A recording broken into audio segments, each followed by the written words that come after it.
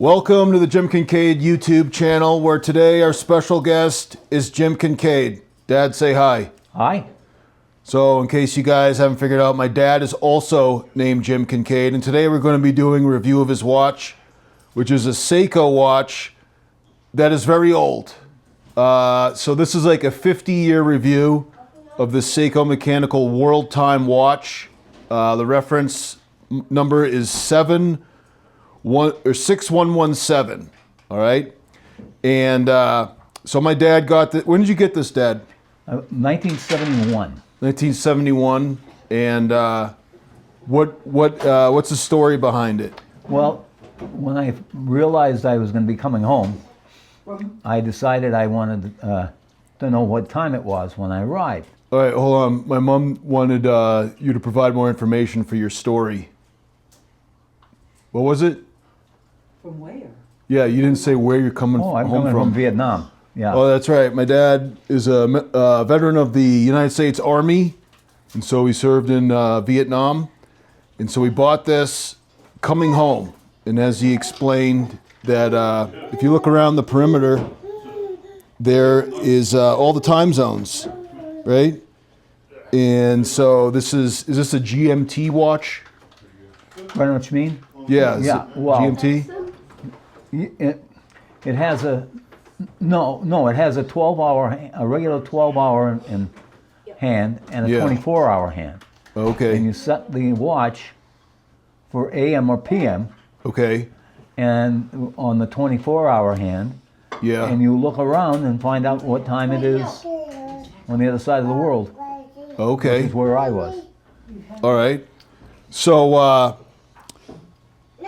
if you look around the perimeter here, there's a the inner bezel has written a number of different cities. This watch is so old, some of these cities do not exist as they are written. For example, Rangoon, they don't call it Rangoon anymore, do they? I don't know. I'm not sure. I think it's Yangon now.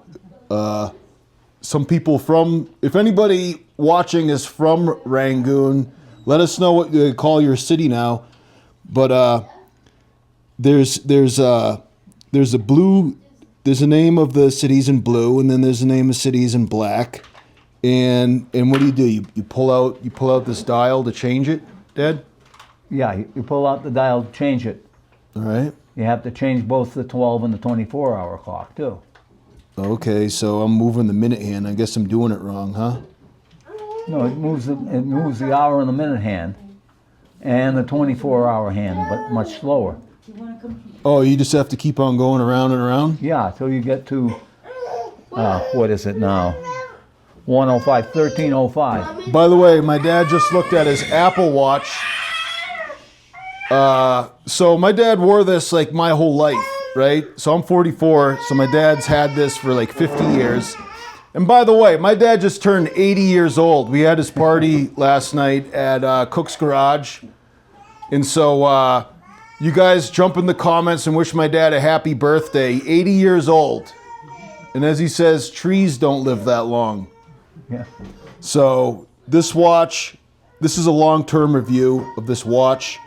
And so you gotta keep on doing this till you get to the time of your home time or your local time on the face. Well, both. You want to make sure. Yeah, you want to make sure that the 24-hour hand is right. Okay. And then the minute an hour hand will be right Okay. automatically. All right. So this type of information, like, really difficult for me to wrap my head around, because this is from a bygone era of telling the time. But I mean, I think it's something worth reviving just because it's pretty interesting. Now, as far as the mechanical aspect of this watch, this was an everyday carry for my dad since he bought it, right? Pretty much. And that, what year did we say that was? That would have been 1971. 1971. Late 1971, yep. All right. And so I was born in 80. And so my dad wore this every day well, serving in the Army, and then also at the Department of Corrections, right? That's right. And so look at all of the battle scars this got. All right, Roxana, you gotta stop crying. Take Roxy outside. Wanna go outside with, Go on the swing set. go outside with them? All right. The baby's crying, but now we're sending the baby out to go on the swing set. You gotta behave. You might be getting a G-Shock for Christmas if you behave. Shop for Christmas? Oh, you do, Daphne, huh? All right. These kids think they're getting G-Shocks for Christmas. I don't know what gave them that idea. But anyways, so in terms of the steel case is held up for 50 years. And this was an everyday carry in the military and in the Department of Correction, right? And lots of overtime. My dad got lots of overtime, right? Oh yeah. And so you look at how well it's held up for 50 years. I think this is the appeal of a steel case and also the appeal of a mechanical watch, because it has not been made obsolete by, it being a quartz or electronic movement. Can't fix it anymore. Okay, but there is a problem. This is an automatic watch, and something's wrong with it, right, Dad? Yeah, the spring is running down. You have to, before, you wear it on your wrist and it would wind itself. It was self-winding. Yeah. Now, you have to shake it. Yeah, you got to shake it like a shake weight. Yeah, and hope it sticks around. Yeah. All right. So how this happened recently though? This happened in the past 5 years? Yeah, the repairman I went to warned me that might happen. Okay. So for at least 40 years it was doing fine, right? Oh yeah, more like, it was closer to 50. It was quite a while. Okay, so nearly 50 years of service out of this Seiko mechanical watch, an automatic watch, and then the spring started. Would it just run out of spring? I don't know. Spring is sprung. I'm not sure what happened, but it still works. But Yeah. you have to keep shaking it. Okay, so you got to shake it to wind it up. You can't just wear it. That's right. So some watch aficionados say that mechanicals last forever. I mean, 50 years of study have shown that depends on how sturdy the spring is.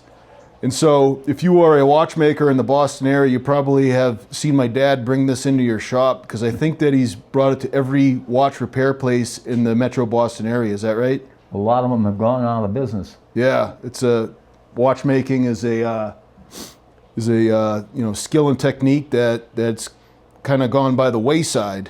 But anyways, this, I believe you can hack it, right? So if you pull it out, the second hand stops, right? Is that right? I don't know. I just set it. I don't. Yeah, just stop the second hand. So you could stop the second hand to set it. So you could set this really precisely. Yeah. And how often did you have to set the time? Now? You mean now? Well, just in general. Well, now I have to do it every night.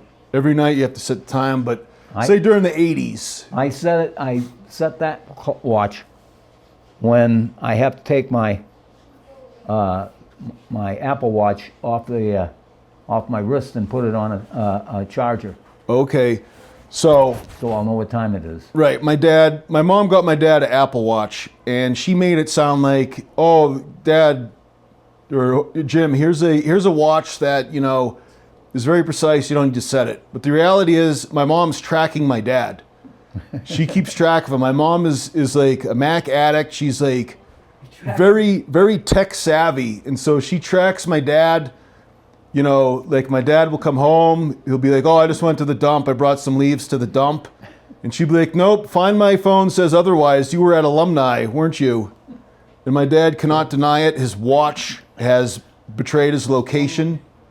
His phone too. But most of us have to watch out for Big Brother. Not my dad. He has to watch out for my mom, tracking him all the time. It used to be Hosie's, but Hosie's is gone. Hosie's is gone. It's alumni now, right?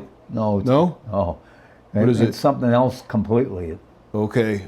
See, even The I tree can't house, track. It's called the tree house. It's been changed several times. My dad has been around for so long. He's seen the rise and fall of many sports bars in the greater Boston area. Anyways, the bracelet, this is like one of these easy put on bracelets.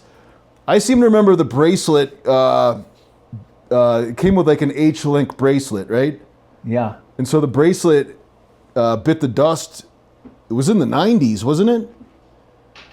I don't know. It seems like it. Yeah, it lasted. It was before you guys left for Texas. Yeah, all right. So it lasted, 20, 30 years, a bracelet. And then my dad got one of these Casio style ones. You can just like put your hand through. You don't need to adjust it or anything. It has like the flexible elastic. And this one's held up pretty good, right? Yeah. It's easier to put on. But it goes to show you that, you get a mechanical watch, you want it to last a long time. There's a lot of maintenance you're going to have to do. Might have to replace the bracelet at some point, but I think it's just, part of watch ownership, right? Yeah. And so, and some of the writing has faded. Oh yeah. Well, it's been 50 years. Yeah. Like it's hard to read some of those cities. I thought it was just me. No, it's not. Like my young 44-year-old eyes have noticed that some of the writing is gone.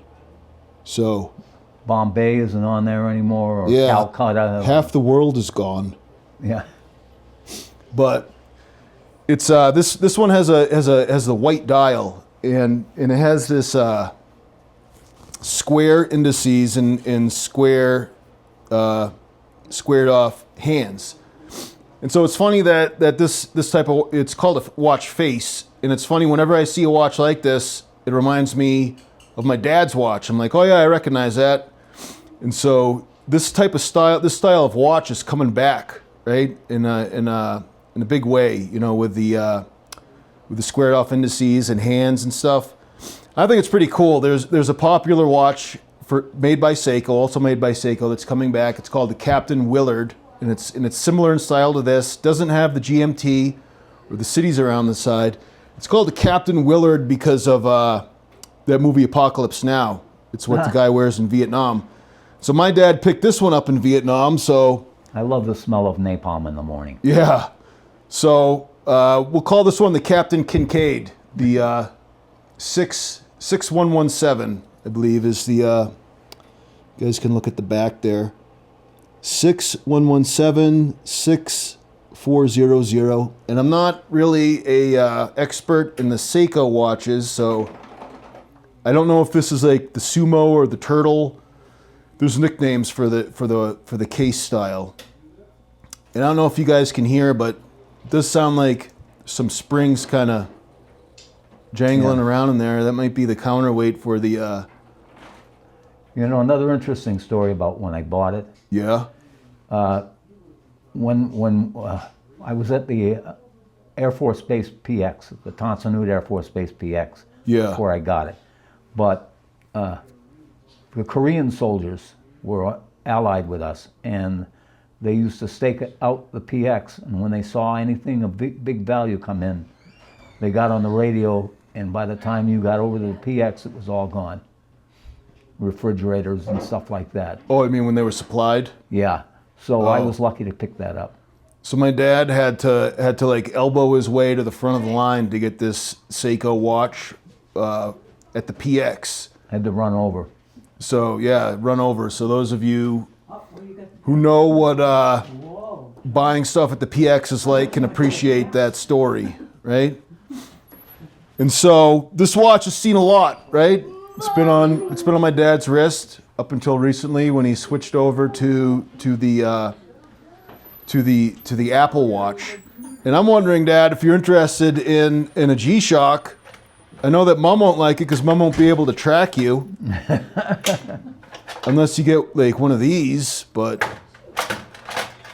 what do you think about? I don't know. What do you think about like G-Shock watches? I like my Fitbit.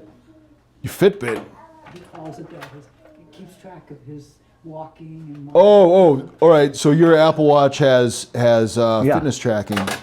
And I can also talk on it too, you know, like Dick Tracy, if you remember him. Yeah. But that doesn't work all that well. Right. So at the age of 20, or excuse me, at the age of 80, my dad still keeps in shape, goes walking. So he likes the fitness tracking on the Apple Watch, which Fall detection too. fall detection. All right, my mom wants to add that.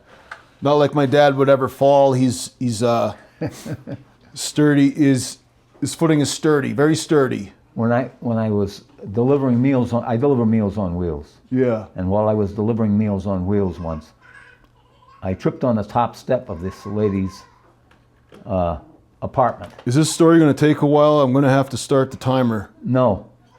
But as soon as I hit the floor, I fell up the stairs.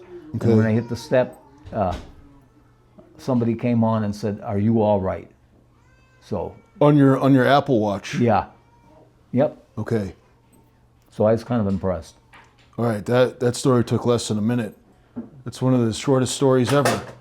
One of my shorter stories. So that's a good thing about the Apple Watch, compared to a mechanical watch, is that for safety features, right? Yeah.